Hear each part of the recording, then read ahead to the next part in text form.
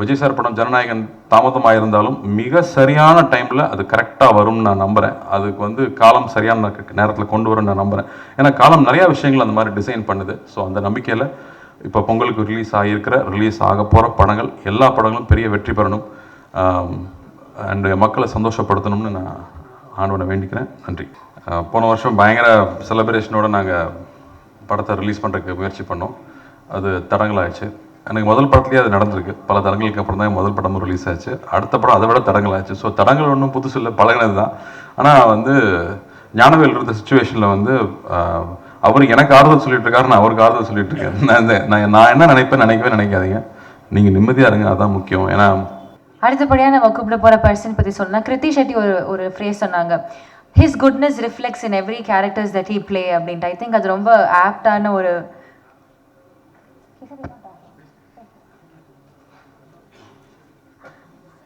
So அந்த மாதிரி ரொம்ப ஆப்டான ஒரு விஷயம் அது. அவருடைய சம்வேர் ஹிஸ் குட்னஸ் எல்லா கேரக்டரும் ரிஃப்ளெக்ட் ஆகுறதுனால தான் ஒவ்வொரு படத்துலையுமே வந்து அவ்வளோ ஒரு நுவான்சஸ் ஆட் பண்ணி நம்மளை வந்து கொண்டாட வைக்கிற ஒரு விஷயத்த வந்து பண்ணிகிட்டே இருக்காரு. Some magic, some charisma is there in his performance. And என்ன விஷயம் பண்ணாலும் நான் சத்யராஜ் சாருக்கு சொன்ன மாதிரி தான் ஒரு வெர்சிட்டாலிட்டி வந்து he is also got in his self. ஒவ்வொரு கேரக்டர்லையும் he fits like a glove. ரொம்ப அழகாக, ரொம்ப கன்விக்ஷனோட சூப்பராக பர்ஃபார்ம் பண்ணுற ஒரு பர்சன். உள்ளே இருக்கிற அந்த குட்னஸ் ஒவ்வொரு கேரக்டர்லேயும் வந்துட்டே இருக்குது அப்படின்றதுனால it just adds more value. Wine gets richer with time அப்படின்னு சொல்லுவாங்க. அந்த மாதிரி அவர் ஸ்டார்ட் பண்ண டைம்லேருந்து இன்றைக்கி ஒவ்வொரு படங்கள் பண்ண அவருடைய ஆக்டிங் ஸ்கில்ஸ் வந்து மெருகேறிட்டே இருக்குது. அண்ட் நம்மளுக்கும் அவர் மேலே இருக்கிற பாசமும் அன்பும் அதிகமாகிக்கிட்டே இருக்குது.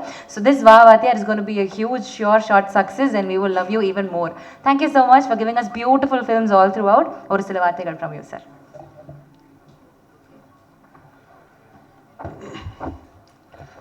பத்திரிகை, தொலைக்காட்சி, ஊடக நண்பர்கள் எல்லாருக்கும் வணக்கம். எல்லாருக்கும் புத்தாண்டு வாழ்த்துக்கள். மறுபடியும் எல்லாரையும் சந்திக்கிறதே ரொம்ப ரொம்ப சந்தோஷம். போன வருஷம் பயங்கர செலிப்ரேஷனோடு நாங்கள் படத்தை ரிலீஸ் பண்ணுறதுக்கு முயற்சி பண்ணோம். அது தடங்களாகிடுச்சு. எனக்கு முதல் படத்துலேயே அது நடந்திருக்கு. பல தடங்களுக்கு அப்புறம் தான் முதல் படமும் ரிலீஸ் ஆச்சு. அடுத்த படம் அதை விட தடங்களாச்சு. ஸோ தடங்கள் ஒன்றும் புதுசு இல்லை, பழகினது தான். ஆனால் வந்து ஞானவேல் இருந்த சுச்சுவேஷனில் வந்து அவர் எனக்கு ஆறுதல் சொல்லிட்டு இருக்காரு, நான் அவருக்கு ஆறுதல் சொல்லிட்டு இருக்கேன். நான் என்ன நினைக்கவே நினைக்காதீங்க. நீங்கள் நிம்மதியாக இருங்க, அதுதான் முக்கியம். ஏன்னா நாம் இருக்கிற எல்லா போராட்டத்துலேயும் ஜெயிச்சரணும்னு ஓடுறதுல வந்து ஹெல்த்தை விட்டுறோம். அதனால் ஹெல்த்தை மட்டும் செஞ்சு விடாமல் இருந்தீங்கன்னா போதுங்கிறது மட்டும் தான் அவர்கிட்ட நான் சொன்னது. எவ்வளோ ஸ்ட்ரெஸ் இருந்தாலும் அதை வந்து மனசுக்கு எடுத்துகிட்டு போகாமல் இருக்கணும்னு அவர்கிட்ட நான் எப்போவுமே நான் கேட்டுப்பேன். சினிமா பற்றி சொல்லும்போது சின்ன வயசில் அப்பா சொன்ன ஞாபகம் இருக்குது. இது மாதிரி ஒவ்வொரு அரசியலையுமே வந்து அது யாருக்கு போய் சேரணும்னு எழுதியிருக்குன்னு சொல்லுவாங்க. அது மாதிரி சினிமாவில் இருக்கிற ஒவ்வொரு ஃப்ரேம்லையுமே யார் இருக்கணும்னு எழுதியிருக்குன்னு சொல்லுவாங்க. ஏன்னா அவங்க படம் நடித்து முடிச்சுட்டா கூட கடைசியில் தியேட்டரில் வருவோமானு தெரியாது, அது கடைசியில் காணாமல் போயிடும்னு சொல்லுவாங்க. ஸோ அப்படி ஏற்கனவே நிறையா விஷயங்கள் நிர்ணயிக்கப்பட்டிருக்கு. ஸோ ஒரு நல்ல கதை, அதுக்கு தேவையான ஒரு டைரக்டரையும் தயாரிப்பாளரையும் நடிகர்களையும் தொழில்நுட்ப கலைஞர்களையும் அதுவே முடிவு பண்ணிக்கும்னு சொல்லுவாங்க. அது மாதிரி அது ஒரு லொக்கேஷன் அமையும் போதும் சரி, நிறைய சீனியர்ஸ் இந்த வார்த்தையை சொல்லிகிட்டே இருப்பாங்க. அதுக்கு தேவையான விஷயத்தை அதுவே அமைச்சுக்கோன்னு சொல்லிகிட்டே இருப்பாங்க. அதை நம்பினோம்னா நம்ம இன்னும் கொஞ்சம் நிம்மதியாக இருக்கலாம். இல்லைனா இந்த மாதிரி தாமதங்கள் வரும்போது ரொம்ப பதட்டம் அடையும், ஏன் வருதுன்னு நம்ம நினச்சிட்டே இருப்போம். பட் அதை நம்பும்போது நிச்சயமாக அது ஒரு பிளான் பண்ணி அது இப்போ தான் வரணும்னு நினச்சி வருது அப்படிங்கிறது புரிஞ்சுக்கிட்டோம்னா நாம் வந்து கவலை இல்லாமல் நம்ம கையில் இல்லாத ஒரு விஷயத்துக்காக நம்ம வருத்தப்படாமல் நிம்மதியாக இருக்க முடியும். அந்த வகையில் இந்த படம் ஒரு பெரிய தாமதத்துக்கு அப்புறம், பெரிய போராட்டத்துக்கு அப்புறமா இன்றைக்கி வந்து சேர்ந்துருக்கு. ஞானவேல் சொன்ன மாதிரியே நானும் நிறைய பேருக்கு ரொம்ப நன்றி கடன்பட்டிருக்கேன். முக்கியமாக அண்ணாக்கு அவ்வளோ பெரிய சப்போர்ட்டாக இருந்து இந்த படம் ரிலீஸ் ஆகிறதுக்கு பெரிய உதவியாக இருந்திருக்காரு. அதே மாதிரி ஃபைனான்சியர்ஸ், டிஸ்ட்ரிபியூட்டர்ஸ், எக்ஸிபிட்டர்ஸ், நிறையா டெக்னீஷியன்ஸ். ஏன்னா வந்து ரிலீஸ் நெருங்க வந்து எல்லாருமே டபுள் த டைம், ஒரு 48 hours 50 hours வந்து தூங்காமல் வேலை செய்ய வேண்டியது இருந்துச்சு அந்த படத்தை கொண்டு வந்து சேர்க்கறக்கு. ஸோ எல்லா தொழில்நுட்ப கலைஞர்களுக்கும் இந்த டைமில் நான் என்னோடய நன்றியை தெரிவிச்சுக்கிறேன். நலன் ஏன் இங்கே இல்லைன்னு கேட்டிங்கன்னா, அவர் திருவண்ணாமலையில் கோயில் சாமி கும்பிட்டுருக்காரு. நல்லபடியாக எந்த தடங்களும் இல்லாமல் படம் ரிலீஸ் ஆகி வெற்றி பெறணுங்கிறதுக்காக ஒரு கோயிலில் உட்காந்துருக்காரு. அண்டு நலன் வந்து எல்லாருக்குமே ரொம்ப பிடிச்ச டைரக்டராக இருக்கார். ஆர்டிஸ்ட்க்கு மட்டும் இல்லை, டைரக்டர்ஸ்க்கே பிடிச்ச ஒரு டைரக்டராக இருக்கார். அவர் இந்த கான்செப்ட் கொண்டு வரும்போது நான் ஆடியோ ஃபங்க்ஷன்லேயே பேசியிருந்தேன். ரொம்ப பயமாக இருந்துச்சு, இந்த கேரக்டர் எடுத்து பண்ணுறதுக்கு வந்து ஒரு தனி ட்ரைனிங் வேணும். ஆனால் வந்து இதுக்கு நான் வரும்போதும் ட்ரைனிங் எடுத்துகிட்டு வரல, வந்து கற்றுக்கிட்டு தான் எல்லாமே. பட் பண்ணுறதை சின்சியராக பண்ணணும், எவ்வளோ பெஸ்ட்டாக பண்ண முடியும்னு ஒவ்வொரு நாளும் அதுக்கான ஹோம்ஒர்க் பண்ணி அவருடைய படங்களை திரும்ப பார்த்து, அவரோட க்ளோஸ்அப்ஸை திரும்ப பார்த்து அதை எப்படி கொண்டு வரலாம். ஏன்னா என் முகத்தை என்னாலே கொஞ்சம் நேரம் பார்க்கவே முடியாது. அதில் அவர் முகத்தை கொண்டு பொருத்தணும்னா எப்படி பொறுத்துறதுன்றது ரொம்ப பயமாக இருந்துச்சு. பட் நலன் மாதிரி ஒரு டெக்னீஷியன், ஜார்ஜ் மாதிரி ஒரு கேமராமேன் இருக்கும்போது, வெற்றி மாதிரி எடிட்டர்ஸ் இருக்கும்போது அவங்களோட சப்போர்ட்டில் அதை ப்ரெசென்ட் பண்ண முடியும்னு நம்பிக்கை வந்துச்சு. ஸோ ஃபஸ்ட்டு ஒரு சீன் டெஸ்ட் ஷூட் பண்ணி பார்த்ததுக்கு அப்புறமா தான் ஓகே இந்த வழியில் போயிடலாம்னு நினச்சி தைரியமாக கொண்டு வந்தோம். ஆனால் அதுக்கப்புறமா சந்தோஷ் நாராயணோட இசை டெஃபினட்டாக அது இன்னும் மேலே எடுத்துகிட்டு போயிருக்குன்னு சொல்லலாம். ஏன்னா நலன் யோசிக்கும் போது சொன்னார், ஒரு சூப்பர் ஹீரோ ஃபில்ம் மாதிரி ஒன்று பண்ணணும், ஒரு என்டர்டெய்னிங்கான ஃபில்ம், ஒரு கமர்ஷியல் ஃபில்ம் பண்ணணும், ஆனால் அது வந்து மாடர்னாக இருக்கணும். அதுக்கு சூப்பர் ஹீரோ கேரக்டருக்கு எங்கே போகிறதுன்னா அது எப்பவுமே சூப்பர்மேன் பேட்மேனாக இருக்கணும்னு அவசியம் இல்லை, கற்பனை கேரக்டராக இருக்கணும்னு அவசியம் இல்லை.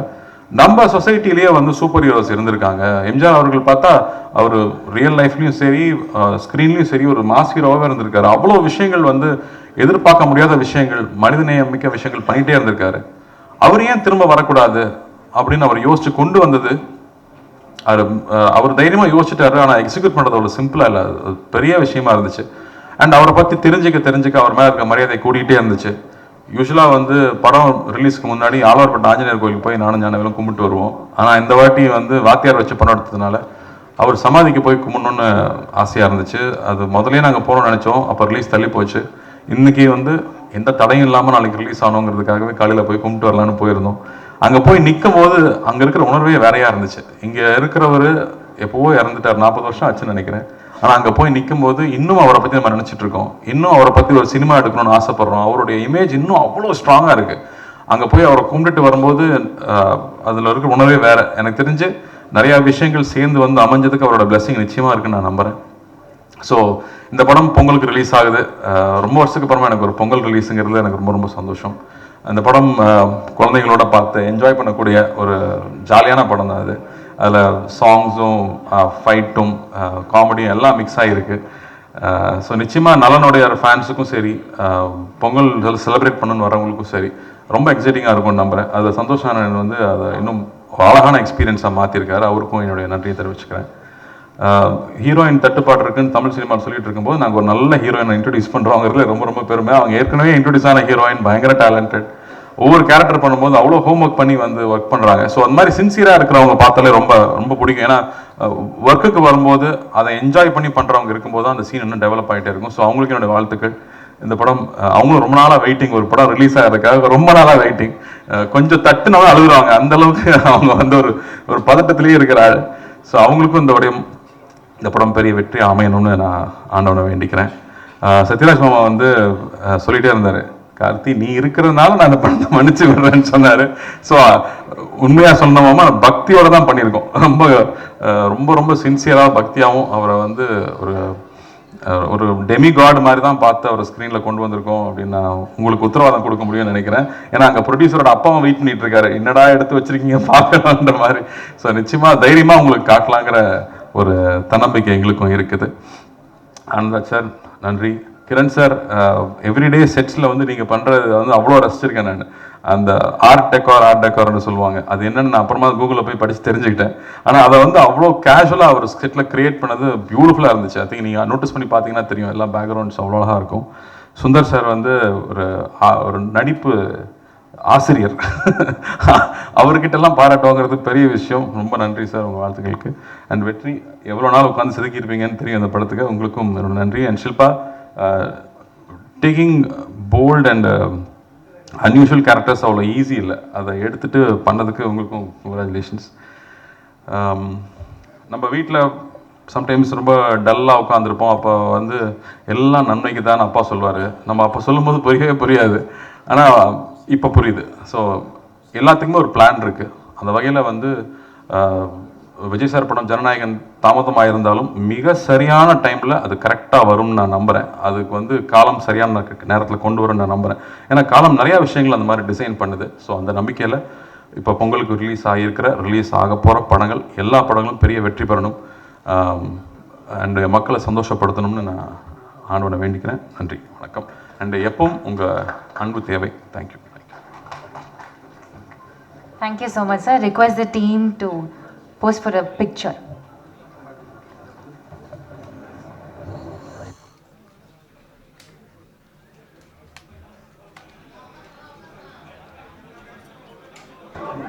First photos எடுத்துடலாம், அதுக்கப்புறம்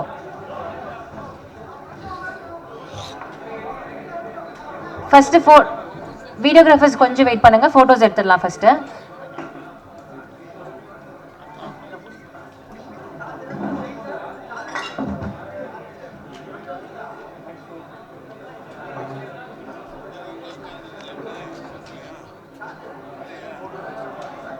ஃபோட்டோஸ் முடிஞ்சுதா?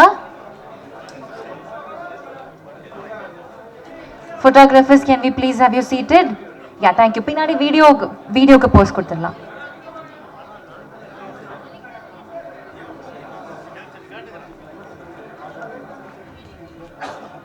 வீடியோஸ் ஓவரா? ஓகே. ஃபோட்டோகிராஃபர்ஸ் கொஞ்சம் உட்காந்துங்கன்னா it will be great. Also we have two exclusive content நம்ம பிரஸ்ஸுக்காக ப்ளே பண்ணுறதுக்கு.